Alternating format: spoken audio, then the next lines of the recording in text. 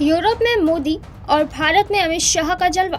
भारत में अमित शाह ने किया एक बड़ा धमाका। भारत अब शामिल हो गया है दो शक्तिशाली देशों की सूची में। कैसे भारत ने अपने नाम को दो बड़े देशों के साथ ही शुमार कर लिया है। भारत की सर्जिकल और एयर स्ट्राइक से सहम गए हैं दुश्मन। अब डरेगा नहीं भारत, बल्कि दुश्मनों का डटकर सामना करेगा, भले ही पाकिस्तान हो या फिर चीन। अब भारत की खौफनाक नीतियों और शक्तियों से कोई भी देश उसका कुछ भी नहीं बिगाड़ पाएगा। अपने ऊपर हुए हर एक वार का बदला लेना भारत बखूबी जानता है। लेकिन अब अमित शाह के धमाके से भारतवासियों को खुद पर और भी गर्व हो गया है।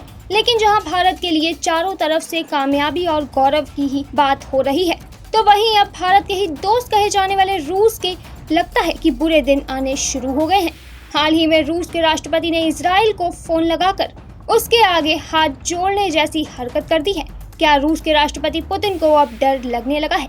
क्या इजराइल ने यूक्रेन में अपने हथियार देने की तैयारी कर ली है? आखिर क्यों पुतिन इजराइल के आगे झुकने को मजबूर दिखाई दे रहा है? आखिर कैसे अब एक बड़ा संकट रूस के सर पर मंडराने लगा है? पुतिन को भला अब कौन सा डर सताने लगा है? आखिर क्या है पुतिन के इजराइल के सामने झुकने का सच? अगर आप भी इसके बारे में जानना चाहते हैं तो हमारे साथ इस वीडियो के एंड तक जुड़े रहें। और अगर आपको यह वीडियो पसंद आए तो इसे लाइक, शेयर और कमेंट करना बिल्कुल न भूलें। आखिर आपको क्या लगता है, क्या आप पुतिन को यूक्रेन के साथ युद्ध करने को लेकर अफसोस हो रहा होगा या फिर नहीं? हमें कमेंट में जरूर बताएं। पर अगर आप दुनिया में भारत की शक्तियों को देख गर्व महसूस करते हैं और आपको अपने भारतवासी होने पर गर्व होता है, तो कमेंट में जय हिंद लिखकर वीडियो के लाइक बटन पर क्लिक करना बिल्कुल न भूलें। तो चलिए बात करते हैं हमारी पहली खबर के बारे में, जो कि भारत से जुड़ी हुई है। एक तरफ जहां प्रधानमंत्री मोदी यूरोप के दौरे पर हैं और अपने देश के लिए कई नीतियों को लेकर विदेशों में बैठक कर रहे हैं, साथ ही देश का नाम भी बढ़ा रहे हैं, तो वहीं गृह मंत्री अमित शाह भारत में रहकर ही एक क्षण भी खाली नहीं बैठे। यूं तो यूरोपीय दौरे के दौरान पीएम मोदी के साथ भारत के विदेश मंत्री एस जयशंकर भी मौजूद हैं, लेकिन फिलहाल अमित शाह तो यहाँ अकेले ही हैं और उन्होंने यहाँ पर कई बड़े बड़े धमाके कर दिए हैं। अभी तक के केवल दो ही ऐसे देश थे जो कि अपने देश में होने वाले आतंकी हमलों के खिलाफ तुरंत एक्शन लेते थे, जिनमें कि अमेरिका और इजराइल का नाम शामिल था। लेकिन अब भारत भी उन्हीं देशों की श्रेणी में शामिल हो चुका है जो कि अपने देश में होने वाले किसी भी आतंकी हमले का तुरंत ही जवाब देता है। और इसका उदाहरण भारत ने पाकिस्तान के अंदर घुसकर वहां पर एयर स्ट्राइक करके दिखा दिया। पाकिस्तान द्वारा भारत में उरी और पुलवामा हमले के बाद भारत ने मात्र कुछ ही दिनों के अंदर पाकिस्तान में घुसकर उसे जवाब दे दिया था। और तो और अब भारत पहले जैसा भारत नहीं रहा। प्यार के बदले प्यार और आतंक के बदले भारत अपनी शक्तियों से मुकाबला करना सीख चुका है। और इसी बात पर गर्व जताते हुए अमित शाह ने अपने भाषण के दौरान भारतवासियों को अपने देश के बारे में वो सब बता दिया जो कि प्रधानमंत्री मोदी की सरकार बनने के बाद से ही आरंभ हुआ है।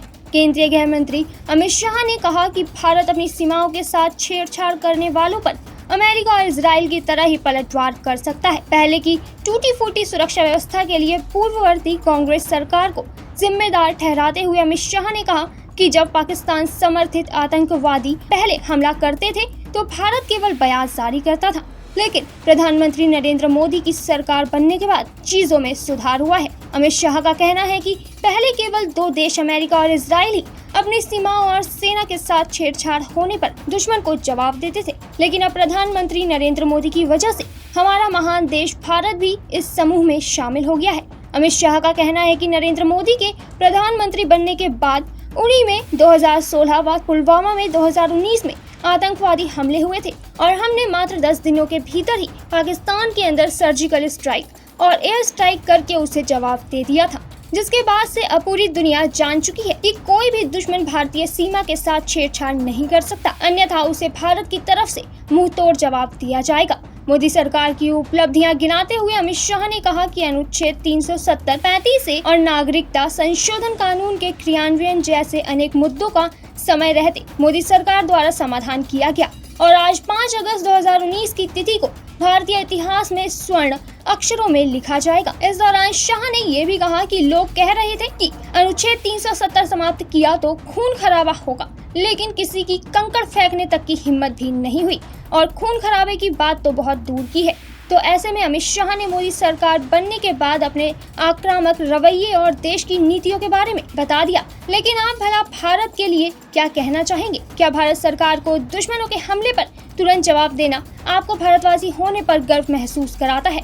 क्या आप भारत के नागरिक होने पर गर्व और सुरक्षित महसूस करते हैं? कमेंट में जरूर बताएं। लेकिन अब हम बात करते हैं भारत के दोस्त यानी रूस की, जो कि आजकल इजराइल के सामने काफी अनकंफर्टेबल सा नजर आने लगा है। इस समय दुनिया में रूस के विदेश मंत्री सर्गेई लावरोव का एक बयान काफी ज्यादा निंदा का विषय बना हुआ है।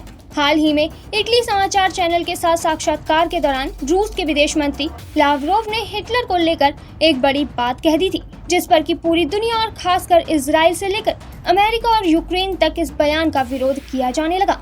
लावरोव ने अपने बयान में हिटलर को यहूदी बताया है, इसी की इजराइल ने कड़ी निंदा कर दी है। इजराइल ने रूसी राजदूत को इस बात से अवगत कराया कि रूसी विदेश मंत्री द्वारा यूक्रेन के लिए यहूदी शब्द का प्रयोग करना बेहद गलत है। अब ऐसे में इजराइल और रूस के बीच यह घटनाक्रम बिगड़ते संबंधों का संकेत दे रहा है। लावरोव ने अपने बयान में कहा है कि भले ही यूक्रेन में अभी कुछ लोग नाजी हो सकते हैं, लेकिन आज भी यूक्रेन के राष्ट्रपति जेलेंस्की सहित कुछ लोग यहूदी भी हो सकते हैं।